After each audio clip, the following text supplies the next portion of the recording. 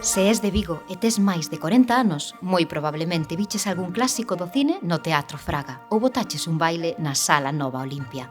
O emblemático edificio da Rúa Uruguai levaba 24 anos pechado ao público, ata que a Deputación de Pontevedra e a Xunta de Galicia decidiron abrilo de novo para a cidadanía viguesa. Ata unha das netas do empresario e produtor Isaac Fraga, Marisén, compartiu tan emocionante momento co grupo que estreaba o mércores as visitas guiadas ao inmoble. O teatro inaugurouse en 1948 e traballaron nel algúns dos mellores canteiros do país e escaiolistas traídos desde Inglaterra. O obxectivo de Isaac Fraga era convertelo na sala máis maxestosa do noroeste peninsular, o que explica a monumentalidade dos espazos.